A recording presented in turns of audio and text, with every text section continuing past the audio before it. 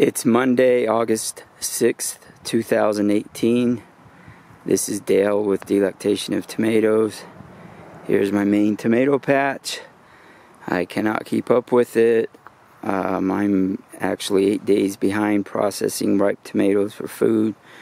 But today I wanted to show you the high tunnel. I can almost keep up with 50 plants, but not with 1,000 plus. So the strategy I'm using here is 2 stems per plant for my giant tomato project, and I've also been pruning off the lower leaves. It's not something I've done to any significant extent before, but each week I prune off 2 or 3 leaves per stem, and some people say it increases production and tomato size. So far, I'm quite unconvinced. It would take a designed research study to convince me that it helps. I think I'm just wasting my time. But I'm also pruning off all these little suckers here. Get several dozen every week. So far, I don't have anything really impressive. This is my biggest tomato right now, which is a strain of Big Zack.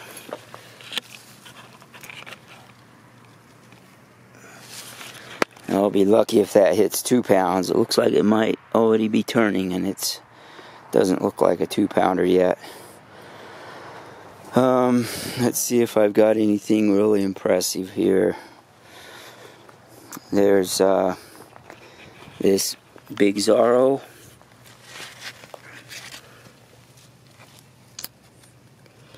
The parent of this was about 3.8 pounds. And these are looking a lot like the parent. There's one a couple of trusses higher. So that one might give me a 3-pounder down the road. Here's my Domingo that had a really good mega bloom early on, but it fizzled out, and that's it there. I've got some others that have come on, but they're getting blossom end rot. Some of them. A couple others are looking pretty nice, but they're just not growing very fast. Don't think I have enough organic matter in my soil. I'm not putting the time in that it requires to grow the really big ones.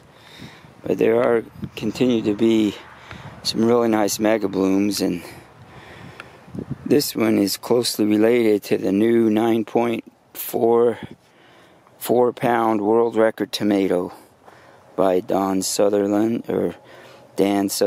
out of Washington State. This variety here, Gilo Pietroboni, is the first one to reach the top of the high tunnel. It's been grown to over 3 pounds before, but I'm not seeing anything impressive on this plant. A number of these plants, the first truss or two, couldn't get any fruit set. It just gets too hot too soon in the season for these plants to set fruit. I would need an air conditioning system. The shade cloth really helps, but I didn't get it up until the end of June, and maybe so it might be my fault for them not setting fruit. But I've got a few of them ripening up here. Nothing real impressive in terms of size. I do have to pretty much tie up every single tomato with some loop ties to keep them from falling off the plant. And you can see how I just use these twines going over the top of the purlin here, and I just kind of weave the plant around those, or as you can see here, or tie them as needed.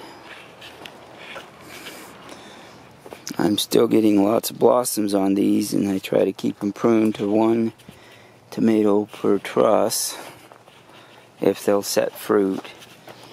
Here's another one that's ripening up, and I already picked the Tamara on this other plant. It was about 0.7 pounds. Oh, there's one I hadn't seen. That's my second ripe one there. Tadzikii. This one here has been my most productive plant, most consistent to set fruit. That is my Westerland, which is from a cross that I made. And this other side is more of the ones from documented giant tomatoes, mostly from parentage of 6, 7, and 8+ pound tomatoes. For example, this is a slammer. And over here I've got a Megazak. And this one is a Mega Mutt.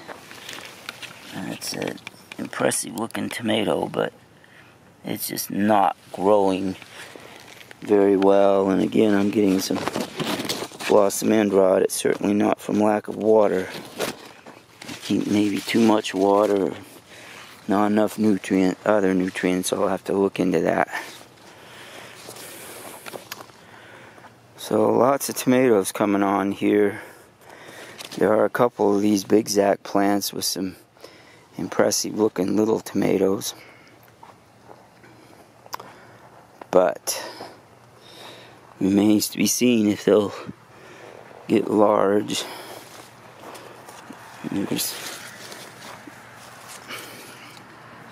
I haven't seen any really impressive mega blooms except on that big Zarro plant.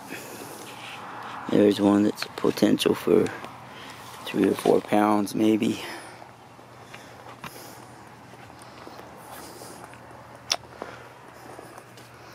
Anyway, kind of more of the same here. On the other side I've got my peppers and cucumbers and squash growing. And down the middle is hot peppers, including about 15 Carolina Reaper plants and a bunch of others. Anyway, that's the high tunnel for this week.